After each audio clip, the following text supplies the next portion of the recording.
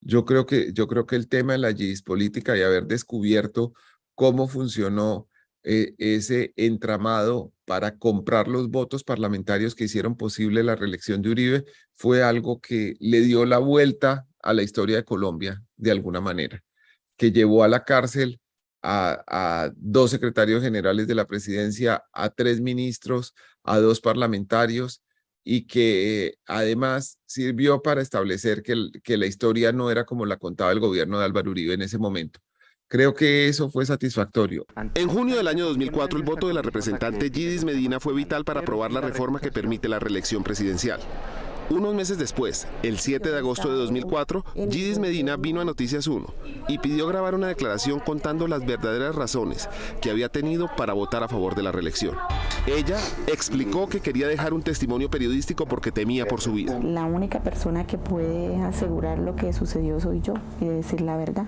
Entonces por eso temo por la vida mía. Aseguró que venía recibiendo amenazas y que quien era el principal de su curul, Iván Díaz Mateus, le había dicho cosas que ella consideraba inquietantes. Pues sí, porque yo estuve reunida con el doctor Iván y me dijo que cuidado, iba a hablar algo, porque si no el gobierno menos iba a cumplir y que era muy fácil que yo apareciera asesinada o que me accidentaran y dijeran la atropellaron y se murió. Este fue uno de los mayores predicamentos que he tenido en mi vida como periodista. Por un lado, estaba la Corte Constitucional de Colombia estudiando si el proceso de aprobación de la reelección había sido legal y claro.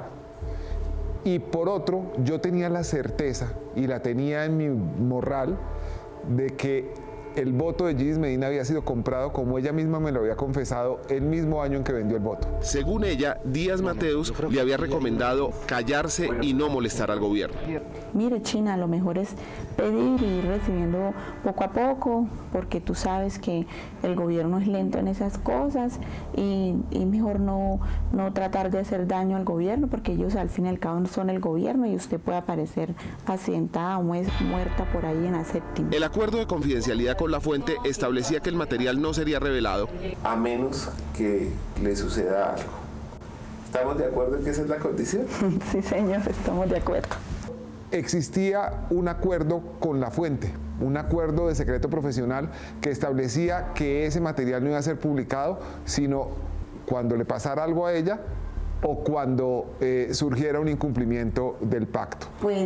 Según la exrepresentante Yidis Medina, en la propia Casa de Nariño le ofrecieron la dirección del Seguro Social en el Magdalena Medio, el SENA Regional y la Red de Solidaridad para que votara a favor de la reelección. Iván me dijo, vamos a hablar con el doctor Alberto Velázquez.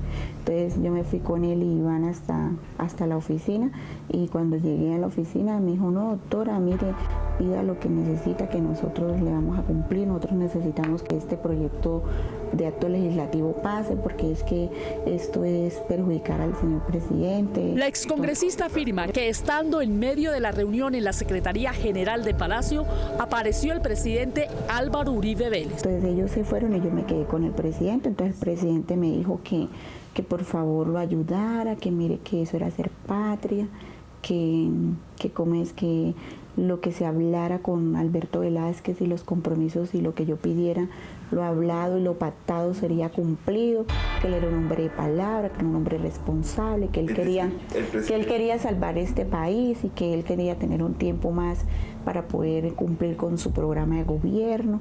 Poco después, y de acuerdo con la versión de Yidis Medina, el secretario general Alberto Velázquez y el entonces ministro del Interior Sabas Pretel quedaron encargados de concretar los ofrecimientos. Sí, ahí fue cuando dijeron que regionalmente yo que solicitaba.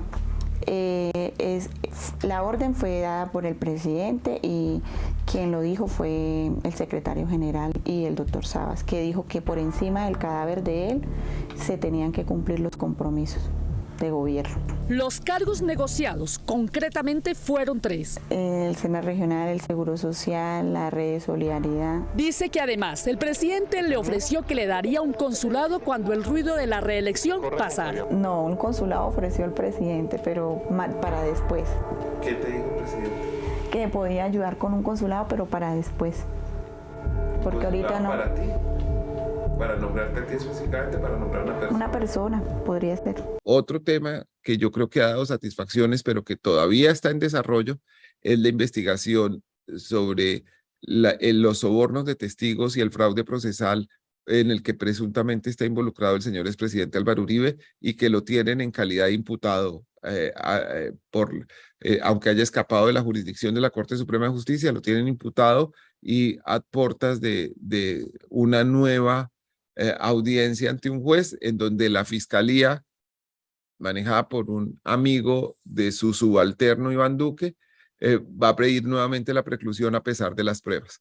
Hablando de eso, tengo la idea, y ahora que terminemos esta reunión voy a hablar de esa idea con Diego y Jonathan, de contar esa historia casi como una novela policíaca para ustedes, para mostrarle en redes sociales de manera sencilla qué fue lo que pasó, cómo fue que se hizo y cómo coinciden portentosamente una cantidad de elementos que muestran que esto realmente significa algo grande.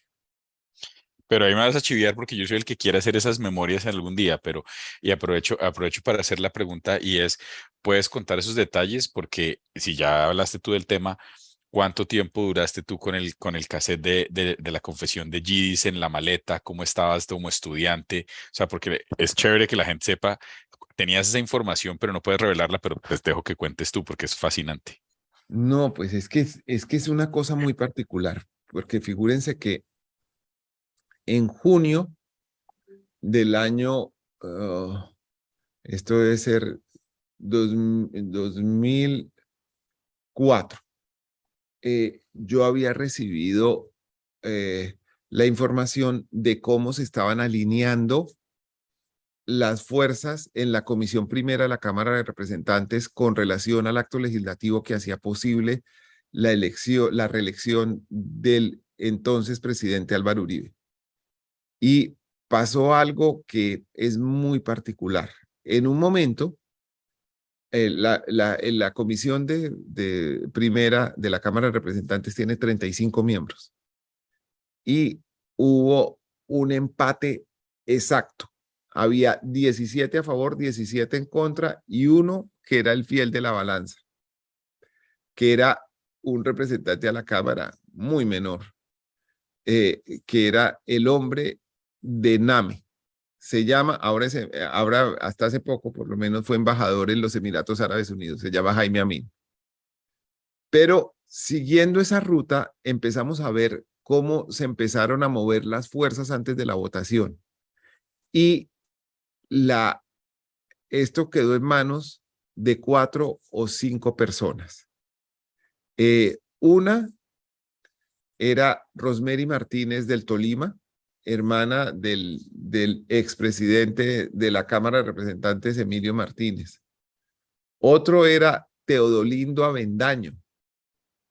Teodolindo Avendaño era un político conservador del Valle del Cauca, de un pueblito que se llama Caicedonia, y él había llegado a la Cámara de Representantes básicamente con una fuerza política que presidía un diputado que se llama Naciancén Orozco, que hacía parte del grupo de diputados que en ese momento estaba secuestrado por las FARC y después fue terriblemente asesinado. Y Yidis Medina. Yidis Medina estaba en la Cámara de Representantes dentro de un acuerdo político porque ella no había sido elegida como principal, sino era la suplente de Iván Díaz Mateus, un representante a la Cámara.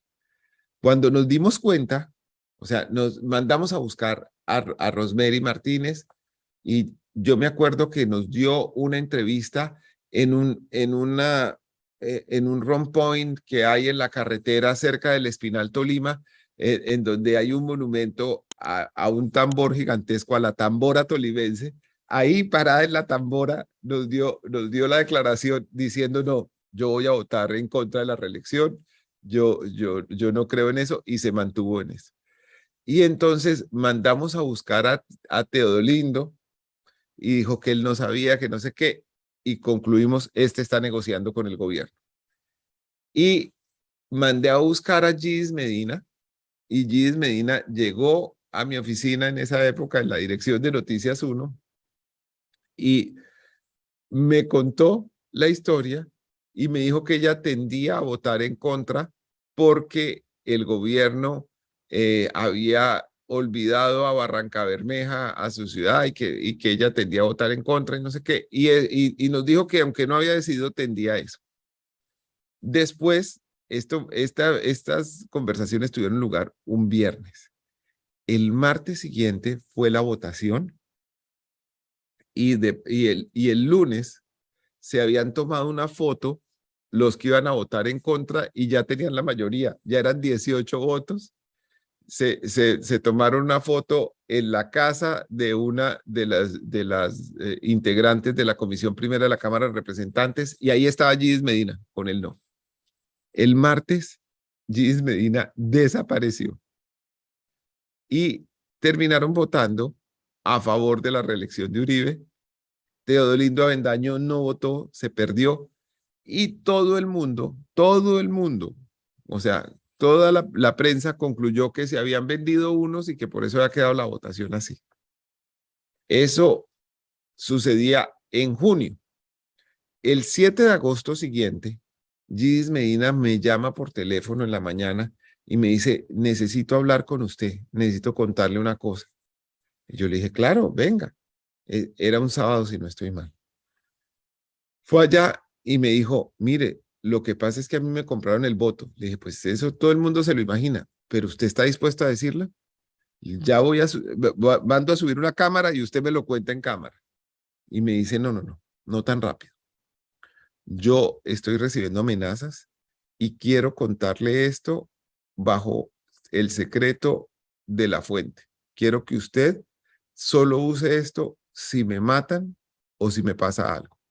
Y yo dije, bueno, le dije, bueno, grabémoslo. Me dijo, no, yo quiero hacerlo fuera de aquí, en la casa de una amiga, con el menor número de gente posible. Yo solo voy a llevar a una persona de mi confianza.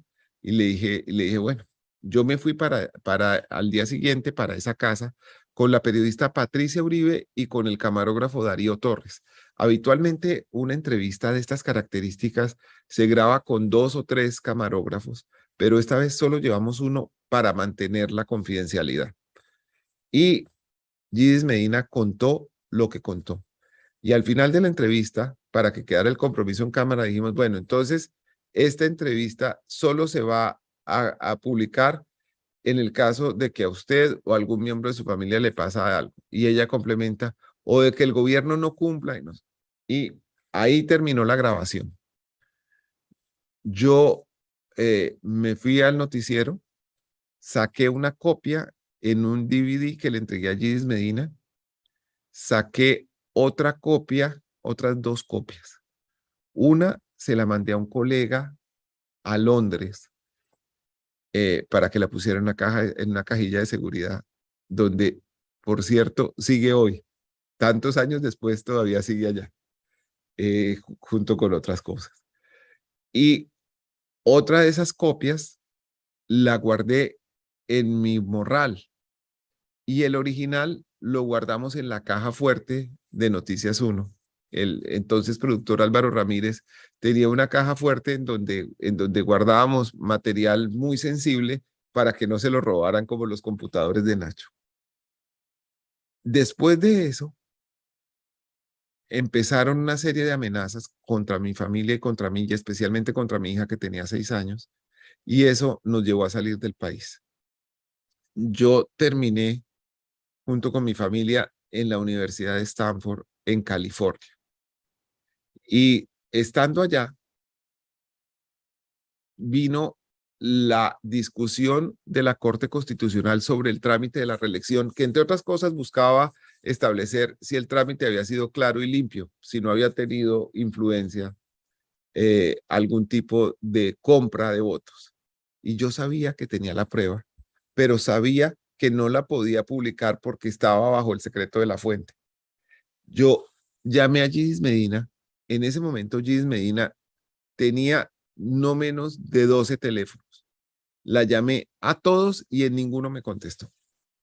Consulté si podía publicarlo o no con 2 grandes maestros del periodismo, uno colombiano que no vive en Colombia y un europeo, una persona muy importante en el mundo del periodismo en quien confío. Vale la pena mencionarlo, don Daniel, No, el señor, libro. no puedo porque eso es secreto de fuente. Bueno. Les dije bajo secreto casi de confesión de qué se trataba esto y los dos coincidieron en que yo no podía publicarlo.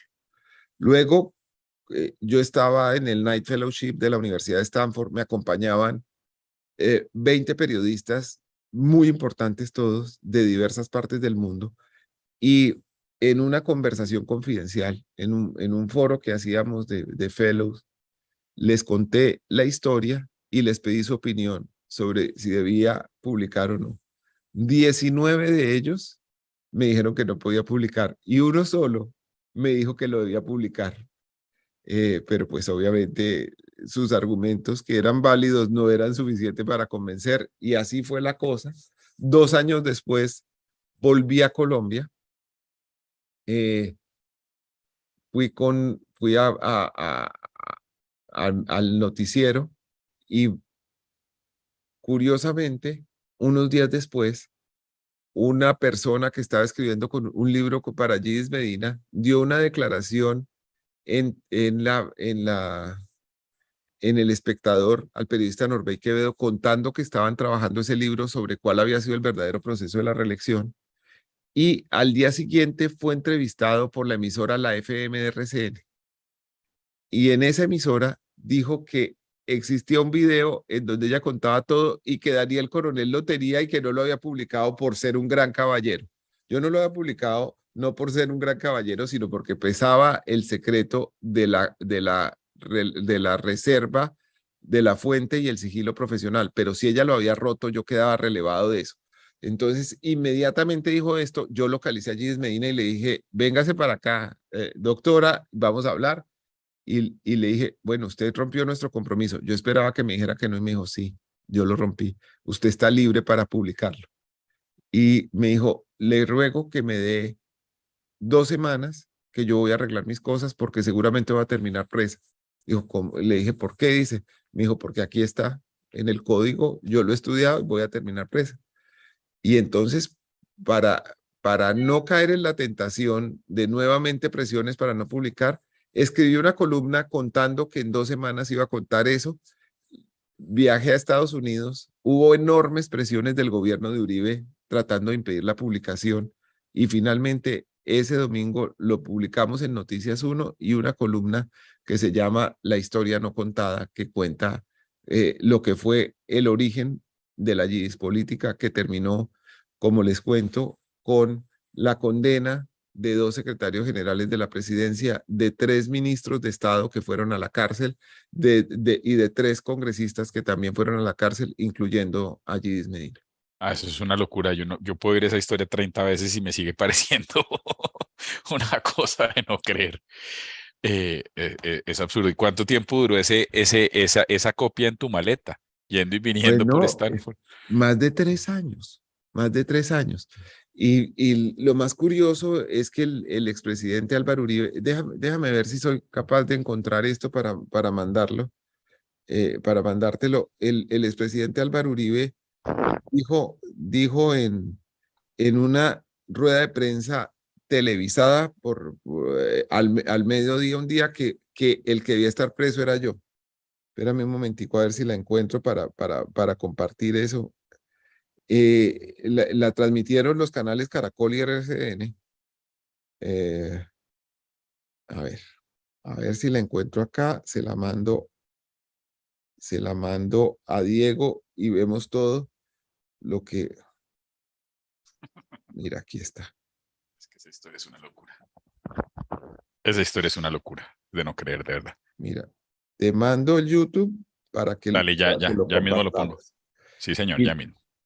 Con lo que quería Álvaro Uribe. Además no quería sino que yo fuera el que terminara preso, pero además era un razonamiento bien absurdo, porque él decía que el delito no se había cometido, ya te lo mandé, Dieguito. Ya, señor, que el delito no se había cometido porque no hubo compra de votos, pero que yo había ocultado la comisión del delito. O sea, era un silogismo imposible tratando de hacer esto. Y